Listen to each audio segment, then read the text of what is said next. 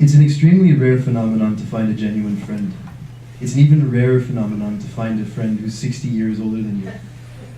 Assuming that, among other things, a friendship takes the form of a reciprocal meeting of equals, one might understand that initially it was difficult for me to see how a snot-nosed 20-year-old student could form any kind of reciprocal relationship with an elder, but one who was so brilliant and as cultivated as Ron was.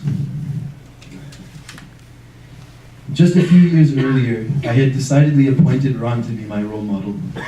After a long break from going to Ron's masses as a younger child, I started again around 15 to attend. Something in my adolescent mind was so deeply galvanized by hearing Ron's sermons. The words seemed to be coming from something inside myself, something that I had no awareness of yet, but seemed to be waiting to be born inside me. The things I had heard him speak of were part and parcel with my awareness of my own out-of-placeness in my high school world. Could one imagine two more opposite worlds between the superficial loudmouth revelries of high school and Ron's sermons? Ron would so eloquently speak about everything that my life had been lacking: humility, transparency, an idea of liberation that not through pleasure or status, but through the space that love and mercy opens up for one to be real. But after I started university at King's, my friendship with Ron really developed into something deeper than just a juvenile admiration. Ron's combination of candor and unadulterated passion was something that had moved me so deeply. But it also proved to intimidate me at times too, because of its intensity. I remember once in Ron's liberation theology class, while Ron was lecturing about the importance of being in the service of others, I kind of half-wittedly put up my hand and asked the question along the lines of, well, isn't it also important to care about yourself? Aren't you also important? And Ron didn't like that so much. He, in the heat of passion, he rose his hands to the air, looked like he was like surrendering, and yelled, "No!" And I was so upset about the event.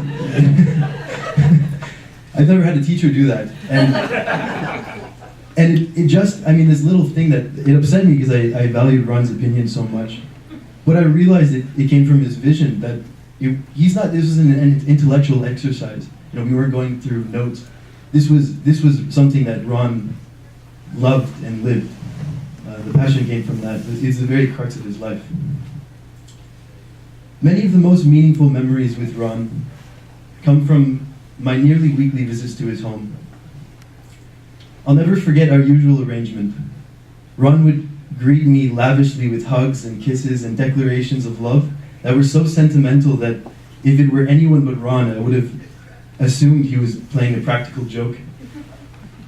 We would pour a glass of wine and have the most glorious conversations that would shift from art, music, philosophy, theology, and then suddenly converge into profoundly personal revelations, all within the span of an evening and sometimes early morning. Sometimes we would listen to a symphony in silence. Even though there was no talking, we often acknowledged that there was something deeply shared in the experience. I can't claim it's the best image of Ron, but the image I will always recall of him most intimately is sitting across from me in his lambent living room and talking as if the night had blotched time altogether.